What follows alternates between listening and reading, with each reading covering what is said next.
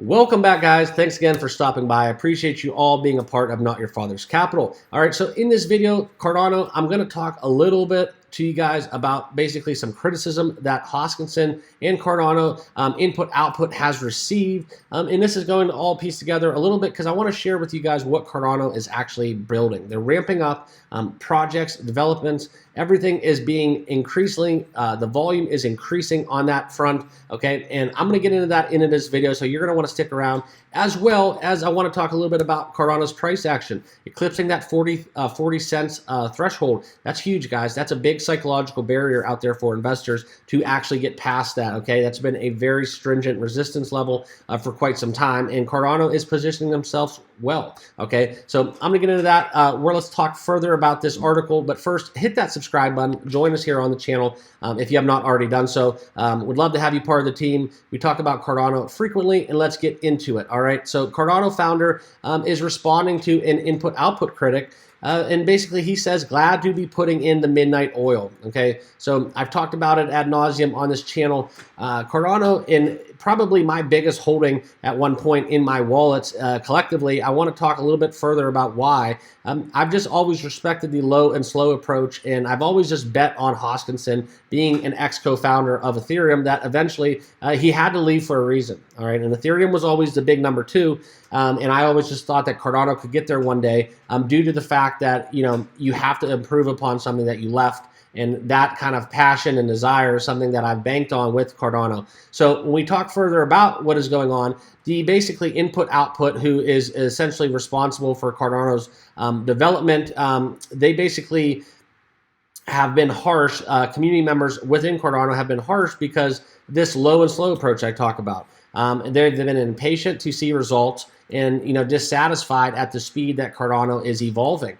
Okay, so DC Spark is an independent development team focused on Cardano, Algorand, and Mina, and basically has ramped up the development efforts on the Cardano chain. Okay, so we've talked further about what is going on. Cardano essentially is creating a Cardano wallet that is otherwise going to be known as Onebox. And that's going to be basically a way to create a Cardano wallet quicker, faster, easier, right? So essentially, this user, Sushi Master, has tweeted and has drawn a response from Charles Hoskinson when he said he's glad that we are putting in the midnight oil because essentially he's attributing that in 7 years, the development from the main protocol will be done from the innovative companies such as DC Spark. And that is basically kind of a shot at the bow at IO, okay? So, you know, the IO, like I said, is primarily responsible for Cardano's research and development, and that the reputation that they've built for being slow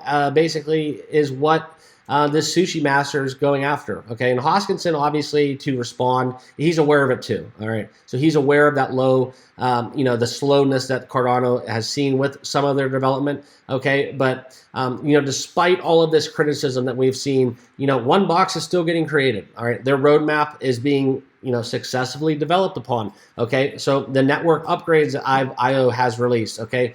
We've seen the other projects, Cardano's stablecoin done, all right? And they've all been successfully done, and I really do like the decentralized fashion of governance that Cardano is sticking to.